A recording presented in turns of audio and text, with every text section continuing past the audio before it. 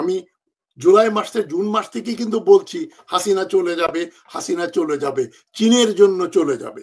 আমি এখন একই আওয়াজ দিচ্ছি, ইউনূস চলে যাবেন, ইউনূস চলে যাবেন, চীনের জন্য ইউনূসকে পালিয়ে যেতে হবে।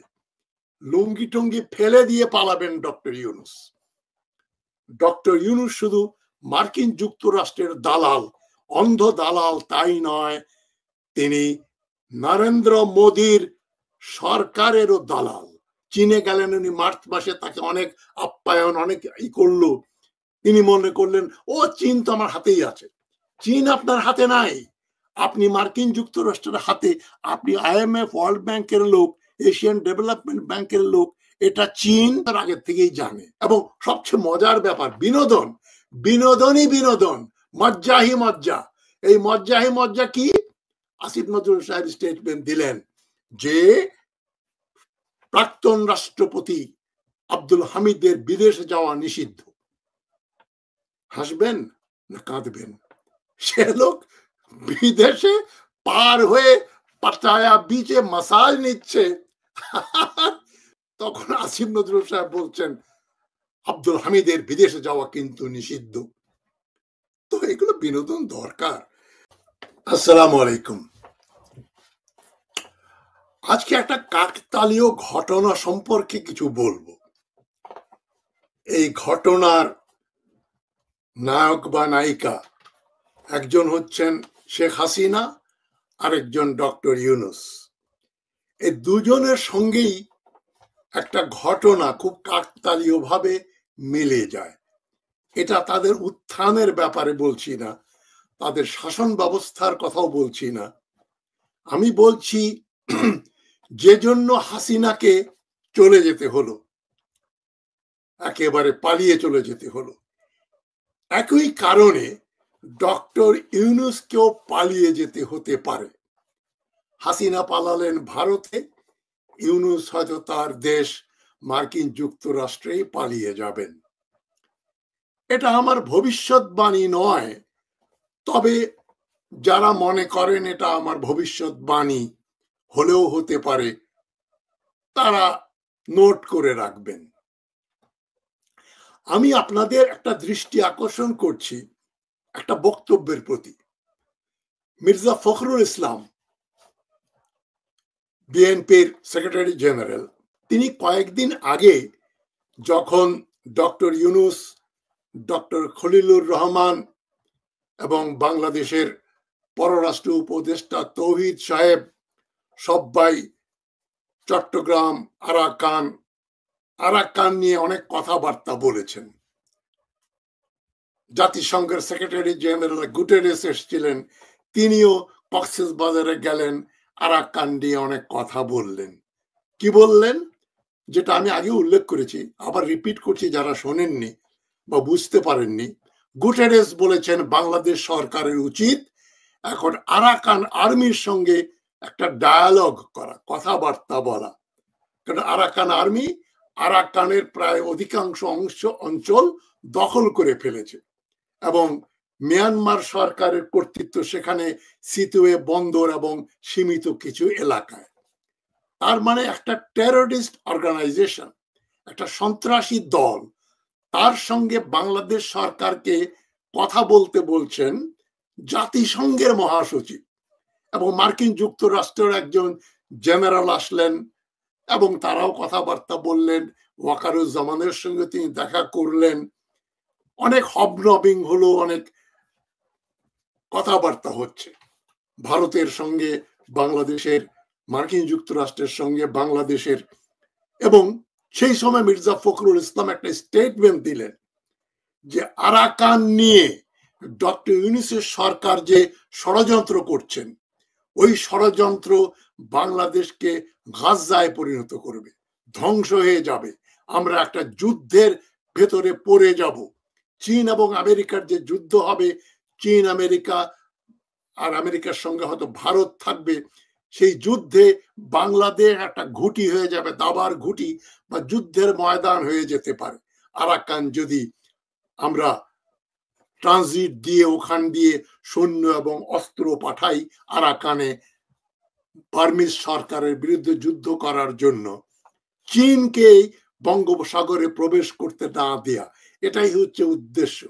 সেই অশুভ উদ্দেশ্য হচ্ছে যুক্তরাষ্ট্রের, এবং যুক্তরাষ্ট্রের কথা মতো জাতিসংঘের সেক্রেটারি জেনারেল একই ইচ্ছা পরোক্ষভাবে প্রকাশ করলেন।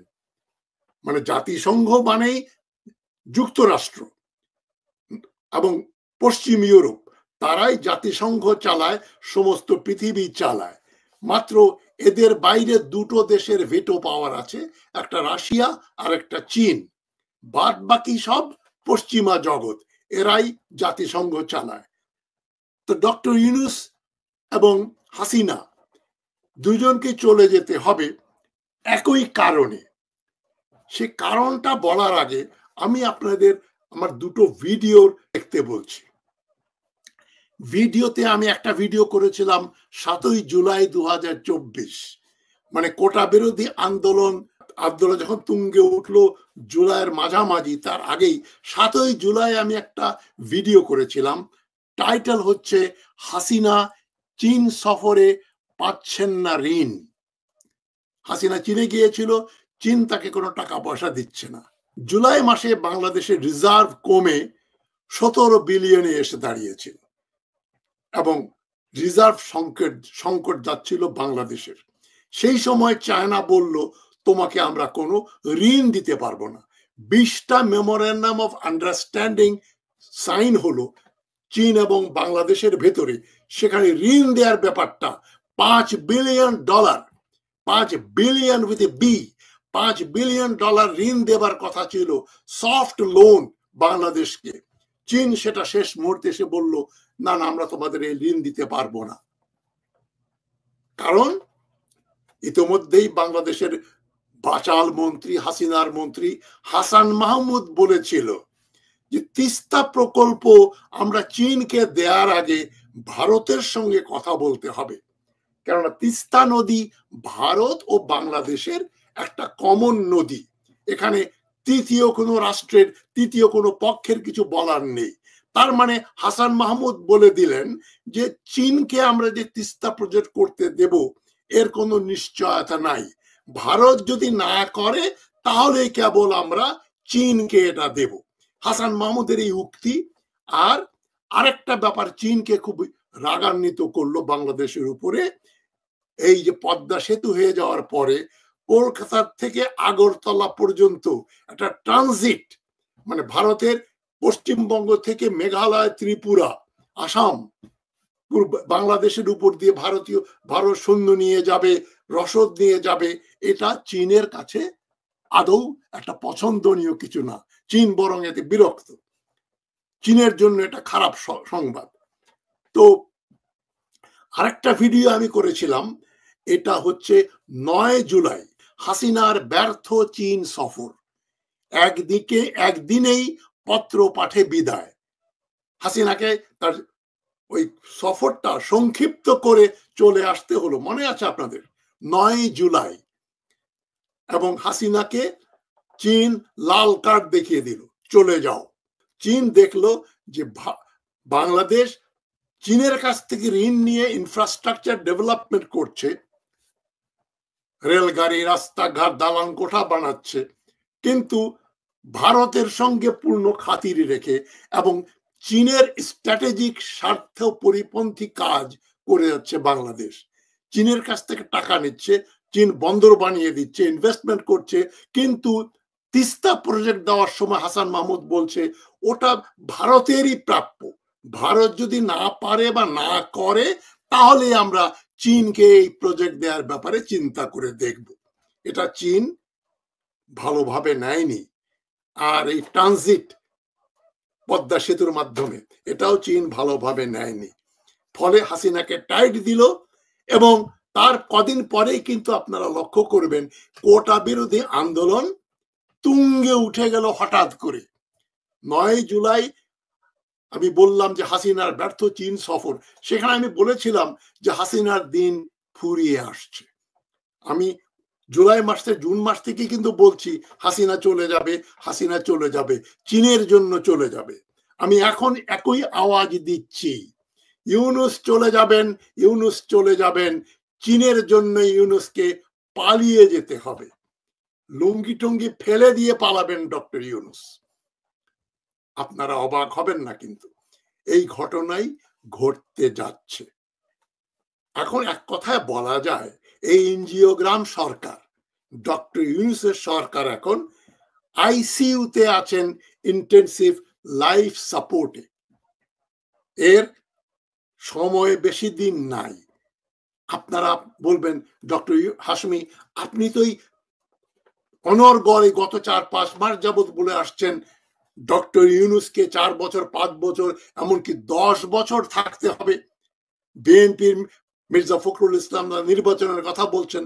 আমি বারবার বলছি নির্বাচন না, আমি চাই ডক্টর ইউনূস 5 থেকে 10 বছর থাকুন, রিফর্মস করুন, তারপরে রেফারেন্ডাম দিয়ে উনি নির্বাচনের তারিখ ডিক্লেয়ার করবেন 5-7 বছর পরে, তারপরে উনি চলে যাবেন। বাংলাদেশে এখন নির্বাচনের পরিস্থিতি নাই এবং জনগণকে একটা রিফর্ম, সংস্কার আনতে হবে। আমি এখনো মনে করি সংস্কারের আগে কোনো নির্বাচন হওয়া উচিত না, এবং ডক্টর ইউনূস চলে গেলেই আমরা এতিম হয়ে পড়ব, সেটাও আমি বিশ্বাস করি না। আমি কেন হঠাৎ এই ডক্টর ইউনূসের বিরুদ্ধে বিষোদ্গার করছি? আমি তো বিষোদ্গার করছি না, মানে তাকে আমি তার সমালোচনা করছি। এবং আমি তো মনে করি এখন কদিন পরে স্লোগান আসবে, ইউনূস হটাও বাংলাদেশ বাঁচাও, ইউনূস হটাও বাংলাদেশ বাঁচাও, এই স্লোগান আমি শুনতে পাচ্ছি। এই যে আওয়ামী লীগ নিষিদ্ধ করার ব্যাপারে হঠাৎ করে কোনো কিছু হঠাৎ করে কিন্তু হয় না। কিসের লক্ষণ? সমন্বয়কদের সঙ্গে ডক্টর ইউনূসের হঠাৎ করে লেগে গেল কেন? আওয়ামী লীগ তো জুলাই আগস্ট মাসেই নিষিদ্ধ করা উচিত ছিল, এতদিন কিছু বলেননি, হঠাৎ করে তারা চাঙ্গা হয়ে গেলেন কেন? কোন সিগন্যাল আসছে, গ্রিন সিগন্যাল, তোমরা এটা করো, যে জন্য মির্জা ফখরুল ইসলামও কি চায়নার কাছ থেকে সিগন্যাল পেয়েছিলেন যে ফখরুল সাহেব এইবার একটু ইউনূসকে ধরেন, নির্বাচনের কথা পরে বলবেন, আগে বলেন আরাকান নিয়ে এত বাড়াবাড়ি কেন? এখন বিএনপির একটা দুর্বলতা আছে চীনের ব্যাপারে, কেন বিএনপির 4-5 জন বড় বড় নেতা 2004 সালে তাইওয়ানের কাছ থেকে কয়েক মিলিয়ন ডলার ঘুষ খেয়ে তারা ঢাকায় তাইওয়ানের ভিসা অফিস খুলতে দিয়েছিল। এই ট্রেড অফিসের নামে তারা ভিসা খুলতে দিয়েছিল। আমির খসরু মাহমুদ চৌধুরীও তাদের অন্যতম, যার পকেটে তাইওয়ানের $1 মিলিয়ন গিয়েছিল। মোর্শেদ খানও তাদের একজন। যাই হোক, তো এটা চীন কিন্তু বিএনপিকে ক্ষমা করে নাই। এখন বিএনপিকে প্রমাণ করতে হবে যে তারা ভারত না, চীনের প্রকৃত বন্ধু হয়ে থাকতে চায়। এবং মির্জা ফখরুল ইসলামের একটা সুবিধা আছে, তিনি একসময় চীনপন্থী ছাত্র ইউনিয়ন করতেন, রাশেদ খান মেনন ছিলেন তার মেনন ভাই। তো ওই লিঙ্কটা কি ইউজ করছেন নাকি চীন ব্যবহার করছে মির্জা ফখরুলকে? তাদের কাছে তো সবারই নথি আছে। এটা কিন্তু ইউনূস সরকারের জন্য একটা অশনি সংকেত। তিনি চীনকে খেপালেন। কিভাবে খেপালেন? আরাকান নিয়ে বড় বড় কথা বলে। তিনি যেগুলো বললেন, পরে ডক্টর খলিলুর রহমান বললেন, আমরা তো কোনো চুক্তি করি নাই, কিন্তু আপনাদের মনের ভিতরে কি আছে সেটা তো চীন জেনে গেল। আপনার মার্কিন যুক্তরাষ্ট্রের কথা মতো, মার্কিন যুক্তরাষ্ট্রের বার্মা অ্যাক্ট অনুযায়ী মার্কিন যুক্তরাষ্ট্র চায় আরাকান স্বাধীন রাষ্ট্র হবে, এবং চীনের কাছ থেকে আরাকানকে আলাদা করে মার্কিন যুক্তরাষ্ট্র সেখানে ঘাঁটি বানাবে, সেনাবাহিনী, নৌবাহিনী, বিমান বাহিনী পাঠাবে, যাতে চীন বঙ্গোপসাগরে ঢুকতে না পারে। কেন চীনের ওই মালাক্কা স্ট্রেট দিয়ে আসাটা খুব সংকটজনক, বিপজ্জনক চীনের জন্য, তার ব্যবসা বাণিজ্যের জন্য বঙ্গোপসাগর দরকার, যে জন্য বাংলাদেশ এবং আরাকান, মিয়ানমার চীনের জন্য খুবই দরকারি দেশ। তো চীনের নাকের ডগায় ঢুকে মার্কিন যুক্তরাষ্ট্র এই মাতব্বরি করবে, আর চীন সহ্য করবে, আর তাদের সঙ্গে লেজুর বৃত্তি করবে মার্কিনপন্থী ডক্টর ইউনূস সরকার। ডক্টর ইউনূস তো IMF ওয়ার্ল্ড ব্যাংকের লোক। আমি এতদিন পর্যন্ত কিন্তু তাকে একটা বেনিফিট অফ দ্য ডাউট দিয়েছি যে 84 বছর বয়স, একসময় মার্কিন যুক্তরাষ্ট্রের বিল ক্লিন্টন, হিলারি ক্লিন্টন এদের সাহায্য নিয়ে, সহায়তা নিয়ে তিনি নোবেল প্রাইজও পেয়েছিলেন। যাই হোক, এখন নিশ্চয় তার ভেতরে কিছুটা দেশাত্মবোধ মানে গ্রো করেছে। এখন তিনি নিশ্চয়ই আর মার্কিন যুক্তরাষ্ট্রের স্বার্থ দেখবেন না, তার তো পাওয়ার কিছু নেই, আর অনেক পেয়েছেন, নোবেল প্রাইজ পেয়ে গেছেন, এখন উনি বাংলাদেশের পক্ষে কিছু কাজ করবেন। কিন্তু 3 দিন আগে আমার কাছে যে গোপন নথিগুলো এসছে, সেখানে ডক্টর ইউনূস একেবারে বিবস্ত্র হয়ে গেলেন। ডক্টর ইউনূসের নতুন রূপ দেখলাম আমি, একই হেরিনু বৎস। ইনি তো শুধু মার্কিন যুক্তরাষ্ট্রের দালাল তাই নয়, আপনারা চেয়ার থেকে পড়ে যাবেন না, হাতলটা শক্ত করে ধরেন। ডক্টর ইউনূস শুধু মার্কিন যুক্তরাষ্ট্রের দালাল, অন্ধ দালাল তাই নয়, তিনি নরেন্দ্র মোদীর সরকারেরও দালাল এবং আশীর্বাদ পুষ্ট। যে জন্য 5 থেকে 7ই আগস্ট পর্যন্ত ষড়যন্ত্রকারীরা ষড়যন্ত্র করলো, ছাত্র সমন্বয়কদের গাধা বানিয়ে তারা একটা সরকার গঠন করলো এবং ডক্টর ইউনূসের নাম করা হলো, তারাও রাজি হয়ে গেল। ব্যাপারটা কি কাকতালীয়? কোনো ঘটনাই কাকতালীয় ভাবে ঘটে না। মির্জা ফখরুলের আরাকান নিয়ে প্রতিবাদ, যে বাংলাদেশকে গাজা বানাবেন না, ডক্টর ইউনূসের বিরুদ্ধে প্রতিবাদ। এর আগে তো উনি নির্বাচনের কথা বলতেন, হঠাৎ করে আরাকান নিয়ে মির্জা ফখরুল ইসলাম ভীষণ ক্ষেপে গেলেন। কারণ একটাই, চীন। বাংলাদেশে নিযুক্ত চীনের রাষ্ট্রদূত মহোদয় কিছুদিন আগে ঢাকাতেই এলিফ্যান্ট রোডে এখানে একটা বক্তৃতা দিয়েছিলেন, ওইখানেই বোধ হয় তিনি সেখানে বলেছিলেন বাংলাদেশে যেন কোন দেশ যেন বাংলাদেশের অভ্যন্তরীণ এবং পররাষ্ট্র নীতিতে প্রভাব বৃদ্ধি না করে। সেই দেশ বলতে এটা আমেরিকাও হতে পারে, ভারতও হতে পারে, বা আমেরিকা এবং ভারত দুটোকে মিন করেছে চীন, যে বাংলাদেশকে বিদেশিদের প্রভাব মুক্ত রাখতে হবে। মানে চীনের স্বার্থের বিরুদ্ধে। চীনের তো 2টা শত্রু, একটা মার্কিন যুক্তরাষ্ট্র আর একটা ভারত। যদিও ভারতের সঙ্গে এবং মার্কিন যুক্তরাষ্ট্রের সঙ্গে চীনের সবচাইতে বড় ব্যবসা বাণিজ্য, অনেক বেশি ব্যবসা বাণিজ্য, তা সত্ত্বেও তার ন্যাশনাল সভরেন্টির জন্য চীন ভারত এবং আমেরিকাকে অপছন্দ করে। তাদের সঙ্গে দহরম মহরম কার? ডক্টর ইউনূসের। 2 এ 4। ডক্টর ইউনূস পিকনিক শেষ, পিকনিক শেষ, বাস রেডি। বদ্দা এবার আপনি বাসে ওঠেন, বাড়ি যান, পিকনিক যা করছেন এই 9 মাস এটা শেষ। আপনি অতিরিক্ত পররাষ্ট্রনীতি যদি বুঝতেন, আপনি ইন্টারন্যাশনাল পলিটিক্স বুঝলে, রাজনীতি বুঝলে এই ভুলগুলো আপনি করতেন না। আপনি শাহাবুদ্দিন চুপ্পুর উপদেষ্টা হয়েছিলেন, আমি তো রেগে অস্থির, এটা কি করলেন ডক্টর ইউনূস, কতবার বলেছি। আরে ছাই, আমি কি জানতাম যে শাহাবুদ্দিন চুপ্পু আর ডক্টর ইউনূস তো একই নৌকার যাত্রী, একই পথের পথিক। তিনি এই যে ওয়াকারুজ্জামানকে রেখে দিয়েছেন, একটা খুনি জেনারেলকে বিচার করেন নাই, ধরেন নাই, কারণ কি? তিনি তো তাদেরই লোক। ওয়াকারুজ্জামান বললেন আমি 600 লোককে ধরে রেখেছিলাম, ছেড়ে দিয়েছি। ইউনূস সাহেব তাকে জিজ্ঞাসা করার সাহস পেলেন না, কেন করবেন? তাদেরই লোক। এই যে ওয়াকার, আসিফ নজরুল, ডক্টর ইউনূস, এরা কিন্তু একই পথের যাত্রী, একই নৌকায় উঠে বসে আছেন। শাহাবুদ্দিন চুপ্পু, যে জন্য হামিদদা আব্দুল হামিদকে যেতে দিল, শাহাবুদ্দিন চুপ্পুর অফিস থেকে ফোন গেল এবং ডক্টর ইউনূস জানতেন না, খুব ভালো জানতেন। আপনার ওই স্বরাষ্ট্র উপদেষ্টা জাহাঙ্গীর আলম সাহেব হয়তো জানতেন না, তিনি শিশু বালকের মতো কান্নাকাটি করেছেন। হ্যাঁ, এটা হলো, যারা এটা পার করেছে তাদেরকে গ্রেপ্তার করা হবে এবং তাকে ইন্টারপোল দিয়ে হামিদদাকে ফিরিয়ে আনা হবে। আরে বাবা, এখন তো তিনি প্রিয়াঙ্কা চোপড়াকে না পেলেও ব্যাংককের ললনাদের সঙ্গে ললনা তার কেয়ার নেবে, এবং তিনি নাকি ক্যান্সার পেশেন্ট এ কথা বলে ডক্টর ইউনূসের কাছ থেকে পারমিশন নিয়ে তাকে এয়ারপোর্ট পার হতে দেয়া হলো। এবং সবচেয়ে মজার ব্যাপার, বিনোদনই বিনোদন, মজ্জাহি মজ্জা। এই মজ্জাহি মজ্জা কি? আসিফ নজরুল সাহেব স্টেটমেন্ট দিলেন যে প্রাক্তন রাষ্ট্রপতি আব্দুল হামিদের বিদেশে যাওয়া নিষিদ্ধ। হাসবেন না কাঁদবেন?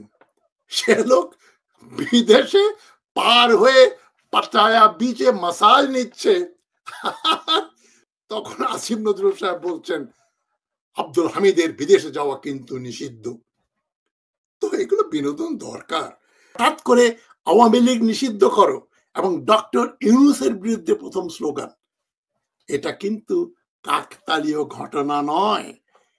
আরাকান নিয়ে চুক্তি করে আরাকানকে মার্কিন যুক্তরাষ্ট্রের হাতে ছেড়ে দেবে বাংলাদেশ, যেটা আমি বলেছি আরাকান তো আমাদের জায়গা।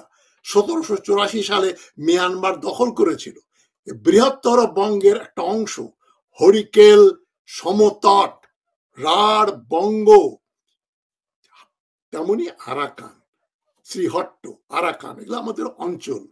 এই অঞ্চল 1784 সালে মিয়ানমার দখল করেছে। সেটা দখল করার কেউ, আমরা পুনরুদ্ধার করার কেউ বলে না, একমাত্র তাজ হাশমি বলে।